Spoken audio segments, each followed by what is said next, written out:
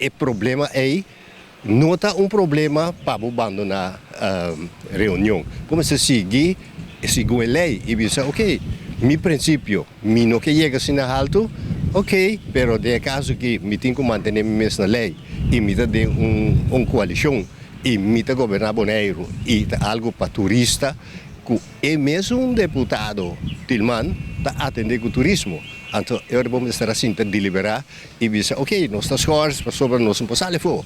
Pero não abandonar a reunião. Se abandonar a reunião, de-nos direito estatal, que é a base de nossa democracia, vou a tomar o retiro.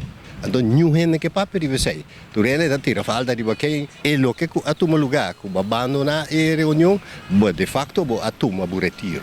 Agora, se costa cana legal, maneira nanda bis, de caso a que o senhor Cromes indica que tu costa cana legal, botame a puntra, bo conoscina, nantama bisabe costa cana legal, então nós não começa a pensar que o deputado na que talvez tem outro benefício?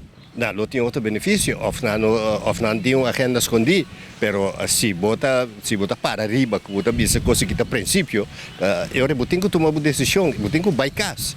Sobre a governação não está baseada no princípio de uma pessoa, está baseada em um programa. Então, o programa é trazer, a compilar, a vai de acordo com ele, pois não podemos pensar agora que sim, mas coisa que tem coisa de princípio.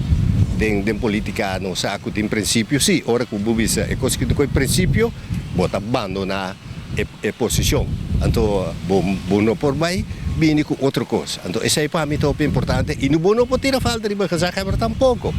Sobre a Zahaberlo a votar junto com o Jim. Nós temos o direito estatal com funcionamento democrático.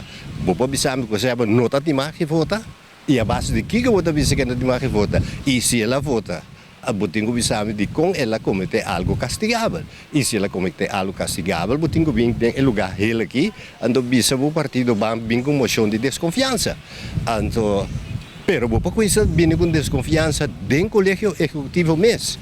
Então recebe não para votar agora está dois contra recebe, bota bem que moção de desconfiança, bota bem aqui dentro, então lá na vota e hora que na vota bota mandar o landa bisa cá o feminista tem não tem confiança de maneira que mais lá que vai casa. Pero bom não quer assim, bom não quer assim, então o que como escrevi no meu artigo tá é coisa que está um sabotaje político.